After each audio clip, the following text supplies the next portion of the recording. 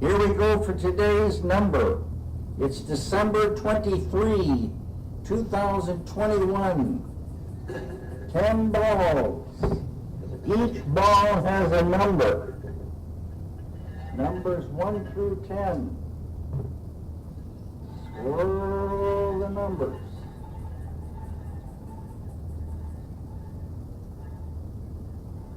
Pick a number. Today's number is 3. Welcome to Democracy Now!, democracynow.org, The War and Peace Report. I'm Amy Goodman. South African scientists say an explosion of COVID-19 cases around Johannesburg has peaked just 1 month after the fast-spreading Omicron variant was first detected in the region.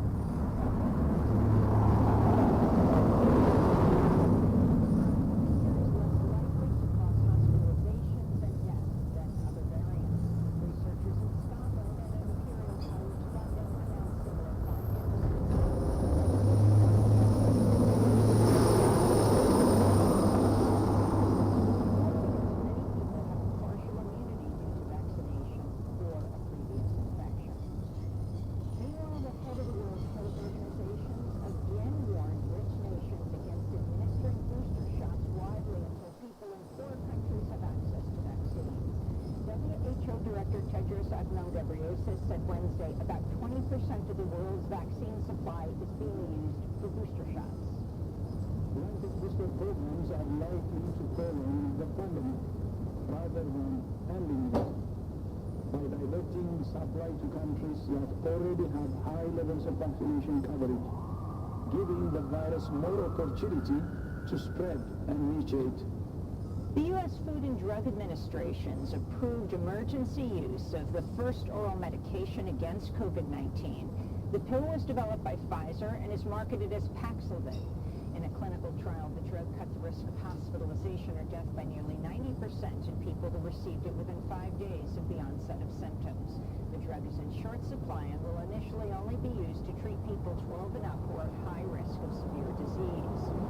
Meanwhile, U.S.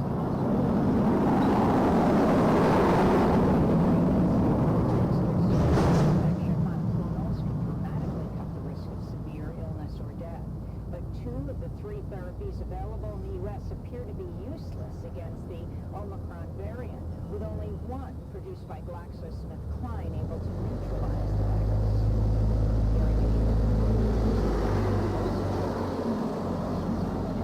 Governor Kathy Hochul announced nearly 29,000 new cases Wednesday, another record daily toll, and a 30% jump from the record set earlier this week. South Carolina Democratic Congressmember Jim Clyburn said Wednesday he's tested positive for coronavirus and is symptomatic. Clyburn is number 3 Democrat in the House, serving as majority whip. He's 81 years old and reports he's fully vaccinated and received a booster shot in September. Meanwhile, the Supreme Court said Wednesday it will hold an emergency hearing January 7th to consider challenges to President Biden's vaccine mandates for large employers and a vaccination requirement for healthcare workers. Supreme Court justices have previously ruled in favor of vaccine mandates. A New York man who joined the far-right Proud Boys organization at the January 6th Capitol insurrection has pleaded guilty to charges of obstructing Congress and conspiring to obstruct law enforcement. As part of a plea deal, 34-year-old Matthew Green of Syracuse has disavowed the Proud Boys and will help the FBI in its investigation. He told investigators he helped program handheld radios used by the Proud Boys to coordinate their assault on the Capitol. Matthew Green is the first Proud Boys member to plead guilty to the conspiracy charge.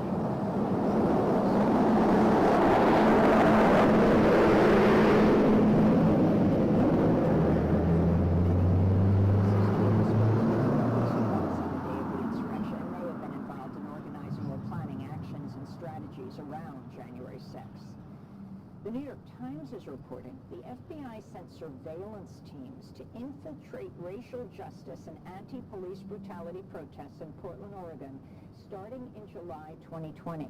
The FBI agents, who were originally deployed to protect Portland's federal courthouse, quickly widened the scope of their mission. Undercover agents participated in demonstrations, tailed vandalism suspects, and secretly recorded video of activists.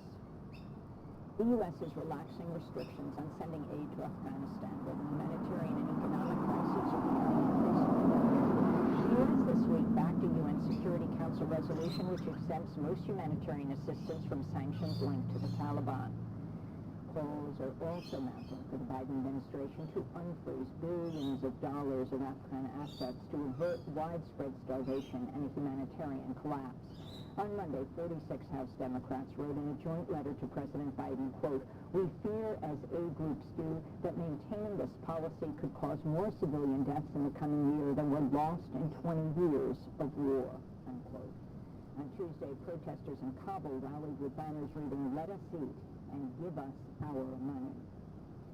In Sudan, the UN called for an investigation after receiving 13 reports of rape and gang rape by security forces and 2 deaths linked to Sunday's massive protests against the military coup.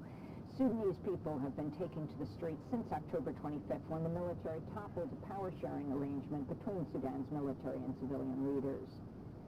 Greece's Coast Guard said Wednesday at least 3 people were confirmed dead. Up to 50 remain missing after a boat carrying asylum seekers sank in the Aegean Sea off the coast of Turkey. Rescuers were able to pull 12 survivors out of the water. They were hospitalized with hypothermia. The Missing Migrants Project estimates that since 2014, more than 23,000 people have died trying to cross the Mediterranean to seek asylum in Europe. Back in the United States, President Biden said Wednesday his administration will extend a moratorium on student loan payments due to the surge in COVID-19 pandemic and its impact on the U.S. economy. Folks, our economic recovery is the strongest in the world. But I know that because of the pandemic, many borrowers need more time to resume payments. For that reason, my administration is extending the pause on student loans repayments for 90 more days through May 1, 2022. President Biden had been resisting demands by progressives to extend the payment freeze, which was set to end February 1st, amidst heavy lobbying by the companies that manage federal student loans. On Twitter, Congressmember Alexandria Ocasio-Cortez applauded Biden's change of course and added, quote, "Next step, cancellation." In Texas, emergency crews responded to reports of an explosion and fire overnight at a Houston area oil refinery. At least 4 people were injured in the blast at the ExxonMobil plant in Baytown. So far, local authorities have not ordered residents to shelter in place or evacuate. The Justice Department said Louisiana-based Taylor Energy has agreed to pay $43 million in damages and turn over a $432 million cleanup trust fund for an oil leak in the Gulf of Mexico that's been spilling since 2004. The leak started after Hurricane Ivan caused a 40-story oil drilling platform to collapse. Taylor Energy also agreed to drop legal challenges to government cleanup orders over the longest-running spill in U.S. history. It will not have to admit liability as part of the settlement. A federal judge still has to approve the deal. New York City has divested $3 billion of retirement funds from fossil fuels. More city pension funds will be divested from big polluters in the coming months. Outgoing New York City Controller Scott Stringer said, quote, "Today is a major victory for our planet, our children, and our pensioners. This is proof positive that environmental and fiscal responsibility go hand in hand," Stringer said. In Alabama, Amazon workers at the Bessemer warehouse are speaking out after 2 of their colleagues died on the job within hours of each other last month. One of them was succumbing to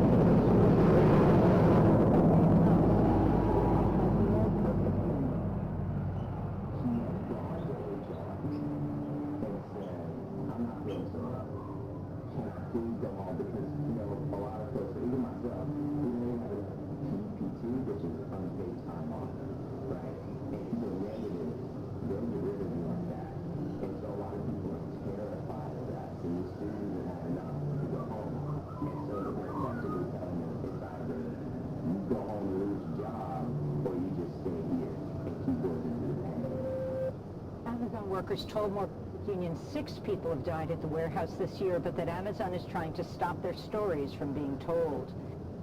This is proof positive that environmental and fiscal responsibility go hand in hand, Stringer said. In Alabama, Amazon workers at the Bessemer warehouse are speaking out after two of their colleagues died on the job within hours of each other last month. One of them was denied sick leave before succumbing to a fatal stroke. This is Amazon worker Isaiah Thomas speaking to the outlet More Perfect Union. He had gone to HR and said, I'm not feeling so well. Can I please go home? Because, you know, a lot of folks, even myself, we don't even have enough UPT, which is unpaid time off, right? And if you go negative, they'll get rid of you like that. And so a lot of people are terrified of that. And this dude didn't have enough to go home. And so they're effectively telling them it's either you go home and lose your job, or you just stay here and keep working through the pain. Amazon workers told More Perfect Union 6 people have died at the warehouse this year, but that Amazon is trying to stop their stories from being told. And Oscar shortlists were announced this week. Among the documentaries is Takeover by Emma Frances Snyder, which follows the 12 historic hours on July 14, 1970, when members of the Young Lords took over the rundown Lincoln Hospital in South Bronx to demand better health care. The Young Lords were a radical group founded by Puerto Ricans modeled on the Black Panther Party. Democracy Now's Juan Gonzalez was a co-founder of the Young Lords in New York and helped organize the action. And those are some of the headlines. This is Democracy Now!, democracynow.org, The War and Peace Report. I'm Amy Goodman.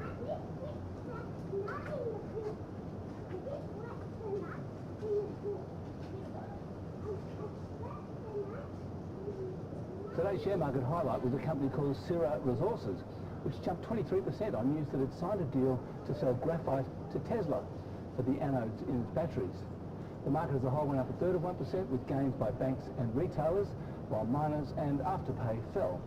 Global markets all rose after a 1% rise in New York last night. On commodity markets, oil, base metals and gold went up, while iron ore fell, and the Australian dollar was steady against the US dollar, but up against all other currencies. So I thought I'd tell a story about 2021 in graphs. First, here are the key share indexes: the Australian All Ordinaries, the World Index, and the American S&P 500. Bronze for Australia with 12.4% gain for the year. Now here's what happens when I add the cryptocurrency Ethereum. It's up 437%, 6 times Bitcoin's 67%. And here's what happens when I add a crypto called Solana, which has gone up 12,000%, the biggest 2021 price rise of all. A transition began in the world of cryptos this year that will become clearer next year. Another important 2021 chart is carbon.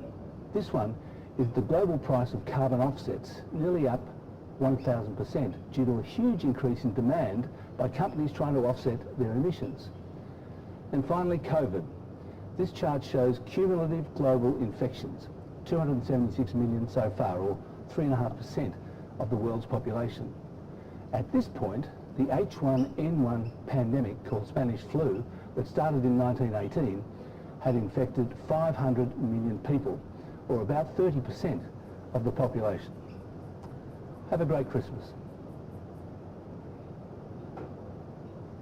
Thanks for watching. You can check out more finance news by clicking there, and don't forget to click subscribe down there to get all the latest updates from ABC News.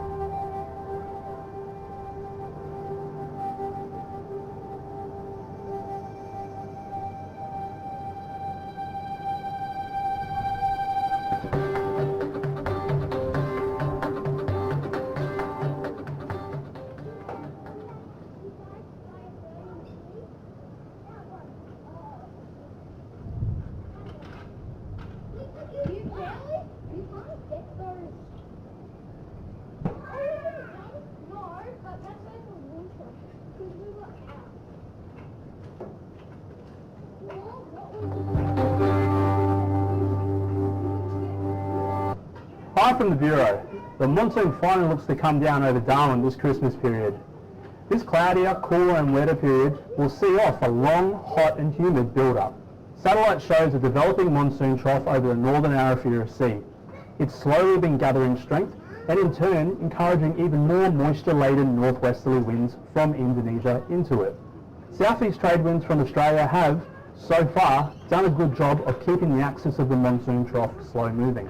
Models show surging northwesterlies across Indonesia, and this pushes the trough south onto the top end coast, affecting the Tiwis on Christmas Day, Darwin early Boxing Day, and possibly to the base of the top end by Monday.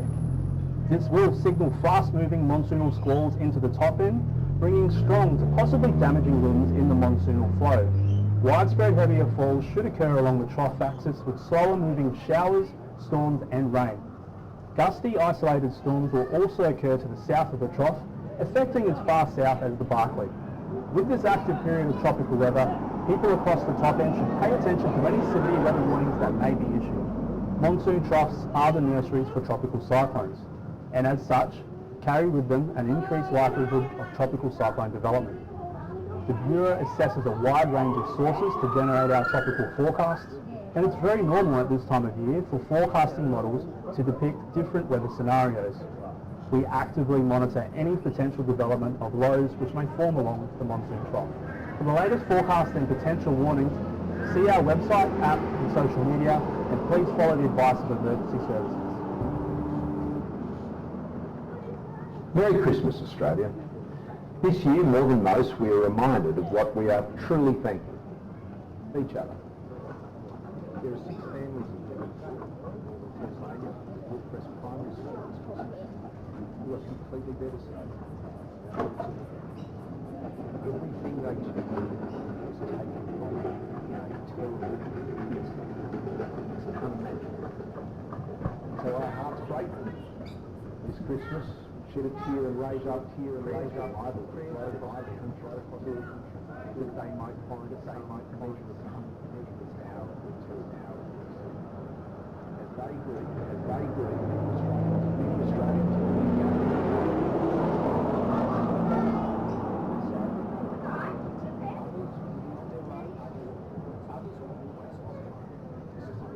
and it's a very lonely time. Others will be missing a loved one who is no longer around the Christmas table. It's thinking of you also. This pandemic continues to buffet us. Omicron variant is just the latest challenge that we face.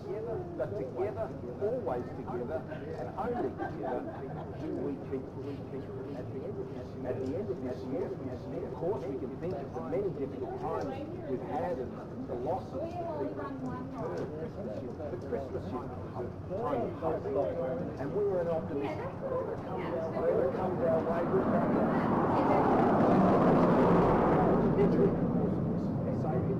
saving lives. It's like livelihoods, like few other countries in the world. That is our fight. Driven by the love we have for those around us. Joy here in Australia.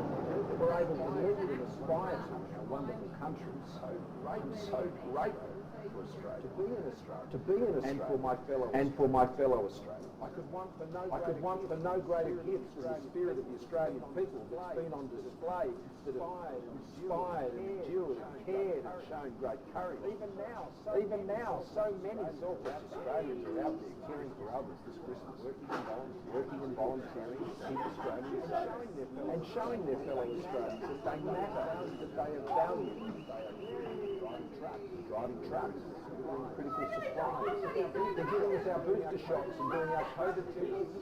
They're working on emergency departments. They're volunteering in They're standing ready to respond to the many natural disasters that sadly we so often face this time of year. Fires, floods, terrible storms. They've only recently patrolling our beaches. They're serving overseas in our national interest. Particularly want to acknowledge our Australian Federal Police and the Australian Defence Forces who are on deployment in the Solomon Islands right now. The many others serving in so many other parts. I want to say thank you to all of those services. May God especially patrolling you. Particularly want to acknowledge our Australian Federal Police and the Australian Defence Forces who are on in the Solomon Islands right now, the many others serving in so many other parts. I want to say thank you to all of those servants serving in so many other parts of the world. In the islands right now, the many others serving in so many other parts. I want to say islands right now, the many others serving in so many other parts. I want to say thank you to all of those servants. May God especially bless you and your family this Christmas, especially if you're apart. May all those who need a refreshing after what has been a difficult year by just having a good long laugh out loud around that Christmas table with friends and family. May you find. May those who have been alone this year experience the warmth and companionship this Christmas. May those of us who have faith find great encouragement as we reflect on God's great gift to us in His Son Jesus.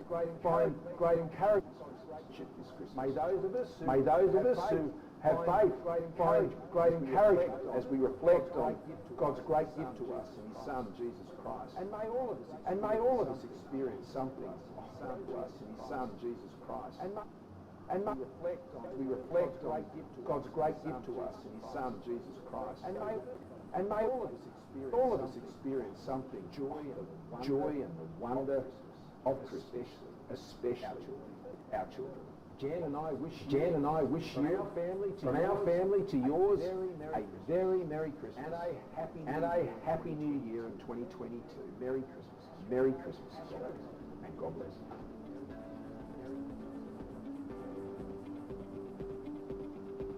Hi there, I'm Rose Jacobs here with you for Kalkine Media. Before we dive in today, make sure you press the bell button at the bottom of the latest screen for the latest updates. Penny stocks, which usually trade below market capitalisation of less than £100 million, are becoming more and more popular among investors, potentially generating great returns. However, these high returns come with a higher risk quotient. So let's take a look now at 5 UK penny stocks that you can buy and hold for the year 2022.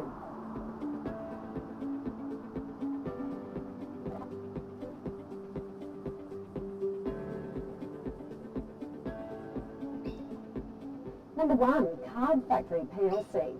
Card Factory is a UK-based retail firm which sells greeting cards, party decorations and gifts. Its sales have made a solid recovery to pre-pandemic levels this year and is expected to grow further in 2022. The company has given a return of 21.32% to its shareholders in the last 1 year alone. Next up, Pendragon plc. Pendragon is UK's second largest motor retailer. It has been capitalising on the growing demand of second-hand vehicles due to skyrocketing prices. The company has given a return of 97.42% to its shareholders in the last year. Then we have Staffline Group. UK's leading recruiting organisation, Staffline, outsources HR services to companies and helps them in fulfilling their staffing and employability needs. As the job market strengthens again and workers start switching employment in 2022, the stock is expected to gain. It has given a return of 37.18% to its shareholders in the last year or so. Then we have EQ Tech. UK-based energy firm EQ Tech has expertise in gasification technology and focuses on generating sustainable energy through its patented technology. This stock may skyrocket in future with investors becoming more environmentally conscious.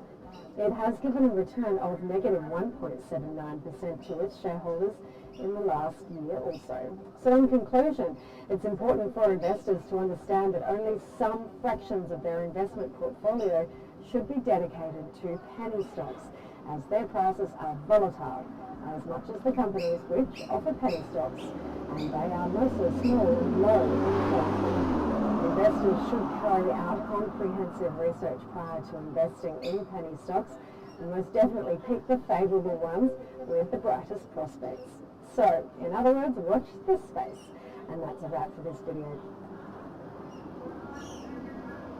The tropics have awoken, and cyclone Watch has issued a plastic Kimberley and Topper, including Darwin, heavy rain and flooding will also extend into other areas in northern Australia and head into the final week of 2021. A tropical cyclone watch has been issued for communities between Point Stewart in the NT and Colombo in the Kimberley, including Darwin and the Tiwi Islands. This is in anticipation of the development of a tropical cyclone off the coast, late on Christmas Day or early Boxing Day, which would be given the name Seth. Damaging winds, heavy squally rain and dangerous coast conditions are all expected within the NT portion of the watch area as the cyclone passes to the west of Darwin. If the cyclone moves further towards the southwest, we could see damaging winds extend towards Caloundra. At this stage, the cyclone is expected to cross the coast south of Darwin late Sunday or Monday as a Caribbean watch system. But it's important to stay updated watches will be updated every hours within 48 hours, and as the system draws closer, cyclone warnings may be issued for gales within 24 hours. A flood watch is also issued in an evolving situation, so the areas you see here may change, and importantly, grow to include more of the NT and possibly Queensland. We're monitoring this circulation that's developed along the monsoon trough over the Timor Sea. Sea surface temperatures here are above 30 degrees, which will provide plenty of fuel for rain and assist in intensification. So how much rain are we expecting? In the shorter term, heavy rain will build along the coast. 3-day totals to Monday night show broad consistency among the computer models, with the highest falls around Darwin and the top end. Central Queensland will also see large totals, associated with thunderstorms. As we look further ahead, models bring the low or cyclone to the southeast, and rain extends into Queensland. What the models don't yet agree on is how far south or quickly the system will travel, and differences in 3-day totals to Thursday night reflect this dynamic situation.